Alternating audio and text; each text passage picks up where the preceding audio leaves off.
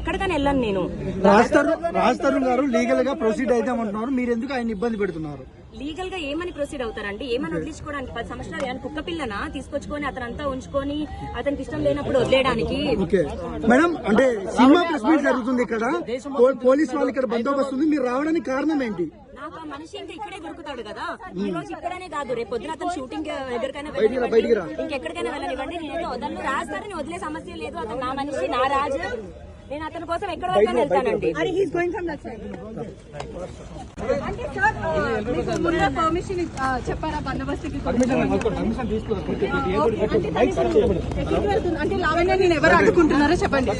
ఇప్పుడు మీరందరూ కూడా దయచేసి రాస్తారు అక్కడ నుంచో పెట్టండి, మా ఇద్దరిని మాట్లాడుకోండి. ఒక నిమిషం. మరి 10 సంవత్సరాల మనిషి ఒకసారిగా నన్ను మాట్లాడనివ్వకుండా చూడనివ్వకుండా చేస్తున్నారు. నేను ఎలా బతుకున్నాను? ఎవరు చూడనీయకుండా చేస్తున్నారు? అందరూ అండి, మరి నన్ను సపోర్ట్ చేసే వాళ్ళు అందరూ అవ్వచ్చు, ఎవరైనా అవ్వచ్చు. మీరు కేసు పెట్టిన తర్వాత ఇంతవరకు కలిసారు? ఇంతవరకు కలవలేదు. పోలీసు డిపార్ట్మెంట్ కూడా డిపార్ట్మెంట్ సహకరిస్తున్నారు. లావణ్య గారు ఏమి తప్పు చేయని మనిషి ఎందుకు తప్పించుకుంటాడు? తప్పించుకొని వెళ్ళిపోతున్నాడు.